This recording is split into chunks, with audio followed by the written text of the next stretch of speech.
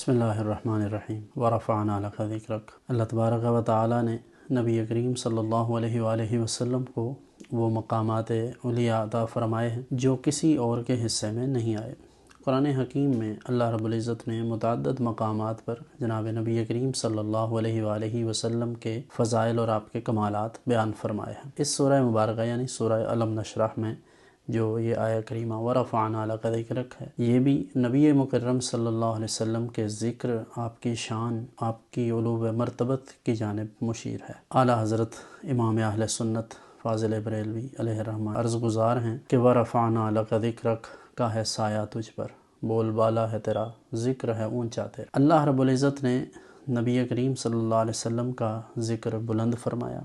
اور حضور کا ذکر اتنا بلند فرمایا کہ کائنات کے ہر ذرے میں، اور رسول اللہ صلی اللہ علیہ وسلم کی حیات طیبہ ہو یا حضور کی حیات طیبہ کے بعد کا یہ زمانہ تا قیام قیامت اور بعد از قیام قیامت، یعنی جنت میں بھی حضور کے چرچے ہوں گے، تو رسول اللہ صلی اللہ علیہ وسلم کا ذکر اللہ نے اتنا بلند فرمایا کہ میں اور آپ کہ ماں و شما جان ہی نہیں سکتے۔ غالب نے کہا تھا، غالب ثنائے خواجہ بیزداں گذاشتے ہیں، کہاں ذات پاک مرتبہ دان محمد است، کہ غالب ہم نے اللہ تبارک و تعالیٰ کے اوپر یہ بات چھوڑ دی، اس کی منشا پر اور اس کی ذات کی طرف ہی ہم رجوع کرتے ہیں کہ رسول اللہ صلی اللہ علیہ وآلہ وسلم کا مقام مرتبہ ہم متعین نہیں کر سکتے، کہ وہی ذات یعنی اللہ جل شانہ ہی اس بات کو بہتر جانتا ہے کہ حضور صلی اللہ علیہ وسلم کا مقام مرتبہ کیا ہے۔ شیخ سعدی شیرازی نے کہا تھا، بلغ العلا بکمالہ کشف الدجا بجمالہ حسنت جمیع خصالہ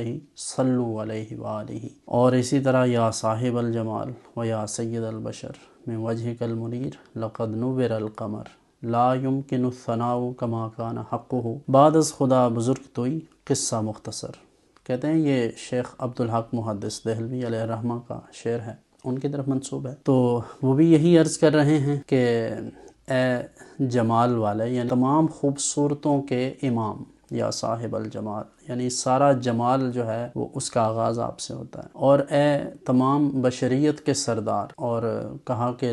جو چاند میں روشنی ہے حضور وہ آپ کے چہرہ انور کی وجہ سے ہے۔ تو یہ رسول اللہ صلی اللہ علیہ وسلم کے چہرہ انور کی ضیاء سے سارا عالم منور ہے۔ کیا چاند، کیا سورج، کیا ستارے، ہر چیز حضور صلی اللہ علیہ وسلم کے اس مبارک فیض سے اور حضور کی نورانیت سے اور حضور کے چہرے کے اس جمال سے، خوبصورتی سے سارا جہان چمک رہا ہے۔ تو سید عالم صلی اللہ علیہ وسلم کا جو وجود مسعود ہے، حضور کا ذکر خیر اور حضور صلی اللہ علیہ وسلم کی برکات اور آپ کے محامد، آپ کے فضائل، آپ کے کمالات، یہ ان گنت ہیں، اور کوئی شخص بھی اس بات کا دعویٰ نہیں کر سکتا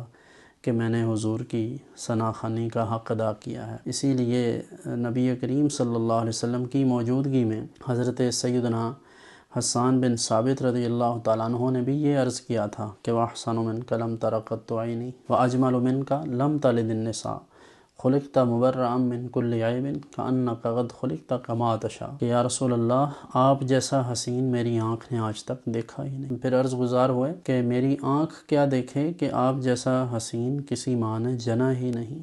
اور کہتے ہیں کہ خلقت مبرأ من کل عیب، کہ یا رسول اللہ آپ کو ہر عیب سے پاک پیدا کیا گیا، کأنک قد خلقت کما تشاء، گویا کہ آپ اس طرح پیدا کیے گئے جیسا آپ چاہتے تھے۔ یعنی اللہ رب العزت نے حضور کو ایسے کمالات اور ایسے خصائص عطا فرمائے ہیں کہ جو صرف حضور صلی اللہ علیہ وسلم کی ذات گرامی میں ہی موجود ہیں، اور حضور صلی اللہ علیہ وسلم کے کمالات اور فضائل نہ صرف یہ کہ شعراء نے یا صحابہ کرام علیہم الرضوان نے یا بعد میں مشاہیر نے بیان کیے، بلکہ خود قرآن حکیم نے متعدد مقامات پر نبی کریم صلی اللہ علیہ وسلم کے اوصاف حمیدہ کا بیان کیا ہے۔ ایک جگہ پر اللہ فرماتا ہے وَمَا أَرْسَلْنَاكَ إِلَّا رَحْمَةً لِّلْعَالَمِينَ، کہ محبوب ہم نے آپ کو سراپا رحمت بنا کر بھیجا۔ جہاں حضور کی مبارک چادر لینے کی بات آتی ہے وہاں اللہ فرماتا ہے یا ایھا المزمل، اور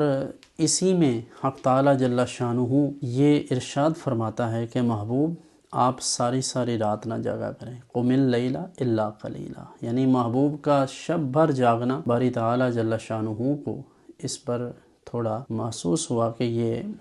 زیادہ ہے، یعنی حضور صلی اللہ علیہ وسلم اپنے آپ کو مشقت میں ڈال رہے ہیں، تو اللہ نے فرمایا نصفہ او انقص منہ قلیلا، آدھی شب یا اس سے بھی کم کر لیجئے۔ پھر حضور علیہ السلام پر قرآن کریم کا نزول ہوا، عبادات اور اللہ رب العزت کے جو قرب کے مراتب ہیں، درجات ہیں اور یہ قرب کی منازل ہیں، ان کی طرف توجہ ہوئی تو عبادت میں کثرت ہونے لگ گئی۔ حضرت ام المومنین سیداتنا عائشہ صدیقہ رضی اللہ تعالیٰ عنہا نے عرض کیا، یا رسول اللہ صلی اللہ علیہ وسلم، آپ کے قدم مبارک سوج جاتے ہیں تو آپ تھوڑا آرام کر لیجئے۔ تو حضور نے ارشاد فرمایا، اے عائشہ، کیا میں اللہ کا شکر گزار بندہ نہ بن جاؤں؟ یعنی اتنی کثرت سے عبادت کر کے اللہ کا شکر گزار بندہ نہ بن جاؤں۔ حالانکہ قرآن کریم میں سورہ طٰہٰ میں اللہ فرماتا ہے، طٰہٰ ما انزلنا علیک القرآن لتشقیٰ، محبوب ہم نے قرآن اس لیے تو نازل نہیں کیا کہ آپ مشقت میں بڑھ جائیں۔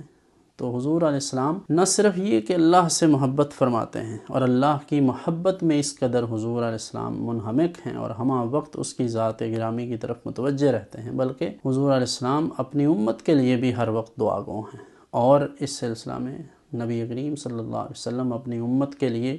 جو جذبات اپنے قلب اطہر میں رکھتے ہیں، قرآن حکیم میں اللہ رب العزت نے ان جذبات کو اس طرح بیان فرمایا ہے کہ لَقَدْ جَاءَكُمْ رَسُولٌ مِّنْ أَنفُسِكُمْ عَزِيزٌ عَلَيْهِ مَا عَنِتُّمْ حَرِيصٌ عَلَيْكُمْ بِالْمُؤْمِنِينَ رَءُوفٌ رَحِيمٌ، کہ میں نے تمہاری طرف ایک ایسا رسول بھیجا ہے جو بظاہر تو تمہاری کمیونٹی میں سے ہے، یعنی جس طرح تم انسان ہو بظاہر وہ بھی انسان ہیں، بشر ہیں، لیکن حق یہ ہے کہ جو مقامات اور جو درجات اللہ نے ان کو عطا فرمائے ہیں، جو ان کے دل میں مومنین کی تکلیف کا احساس اللہ نے رکھا ہے کہ کسی مومن کا مشکل میں پڑنا انہیں گوارا نہیں ہے، حضور کے قلب اطہر پر اس کا بوجھ پڑتا ہے، اور وہ مومنوں پر رعوف ہیں، رحیم ہیں۔ حالانکہ یہ اللہ کی صفات ہیں، لیکن اللہ فرماتا ہے کہ میرا محبوب بھی رعوف ہے، رحیم ہے، مہربان ہیں، رحم فرمانے والے ہیں۔ تو یہ اللہ رب العزت کی کمال مہربانی اور اس کا فضل اور اس کی رحمت ہے کہ اللہ نے ہمیں حضور کی غلامی کا شرف عطا فرمایا۔